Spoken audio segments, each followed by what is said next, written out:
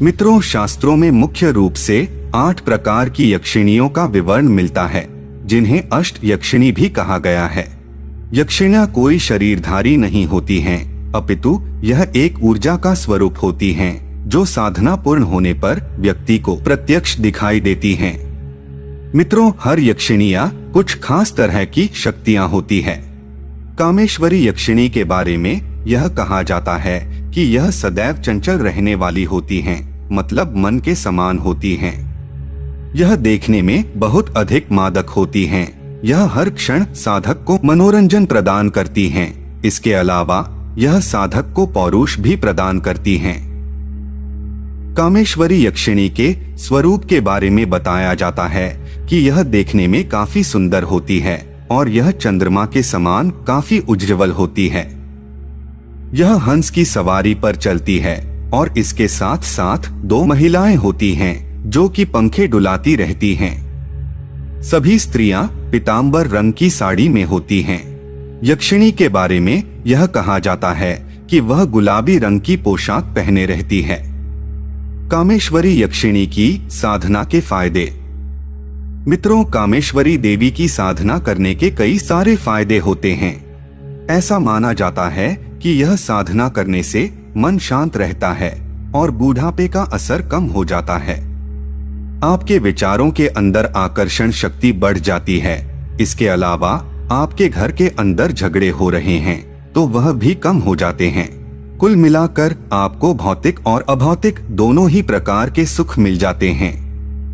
मित्रों, कामेश्वरी यक्षिणी के बारे में यह कहा जाता है कि यदि आप इसको एक बार पूरी तरह से सिद्ध कर लेते हैं तो उसके बाद आप इसको रात को भी बुला सकते हैं और आप इसके साथ वार्तालाप भी कर सकते हैं। अगर इसके साधना के बारे में बात करें तो इस साधना को शुक्रवार की रात को शुरू करना होता है और जप का स्थान पूरी तरह से एकांत होना चाहिए।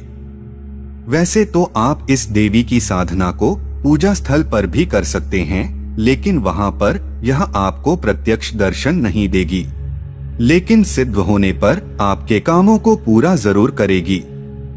यदि आप एकांत के अंदर साधना करते हैं तो देवी आपके सामने प्रत्यक्ष हो जाएगी। मित्रों, बहुत से लोग इस शंका में पड़े रहते हैं कि यक्षिणी को किस रूप में सिद्ध करना चाहिए, तो आपको बता दे कि कामेश्वरी यक्षिणी को आप कई रूपों के अंदर सिद्ध कर सकते हैं। आप इसको माता के रूप में सिद्ध कर सकते हैं तो यह आपके हर प्रकार की समस्या का समाधान करेगी, जिस तरह से एक माँ अपने बेटे के लिए करती है। इसके अलावा आप इसको एक सखा के रूप में भी सिद्ध कर सकते हैं। इसके अलावा आप इसको प्रेमिका के रूप में भी सिद्ध कर सकते हैं। यह आपके ऊपर निर्भर करता है। कामेश्वरी यक्षिणी की सबसे बड़ी खास बात तो यह होती है कि यह साधक के मन की सभी कामनाओं की पूर्ति करती है। मतलब कि ऐसा माना जाता है कि इससे कोई वरदान मांगने की आवश्यकता नहीं होती है। यह अपने आप ही अपने साधक की सभी इच्छाओं को पूरा कर देती है। मित्रों, कामेश्वरी यक्षिणी साधना विधि अलग अलग गुरु व अलग अलग प्रकार से बताते हैं और आप इसके बारे में अपने गुरु से पूछ सकते हैं। और जो साधक सामान्य ज्ञान प्राप्त करना चाहते हैं वे विधियों को पढ़ सकते हैं। तो चलिए साधना विधि को जानते हैं।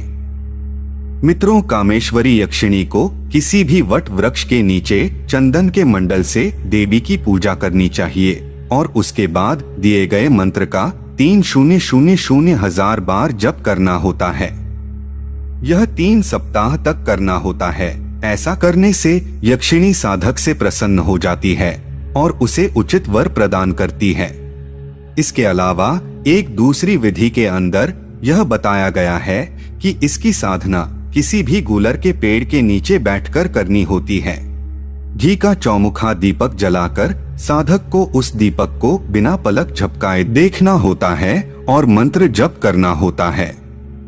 आप लाल, पीला और सफेद रंग का आसन ले सकते हैं और मुख उत्तर दिशा की ओर होना चाहिए। इस साधना में कामेश्वरी देवी की साधना यंत्र लेकर ही साधना करें।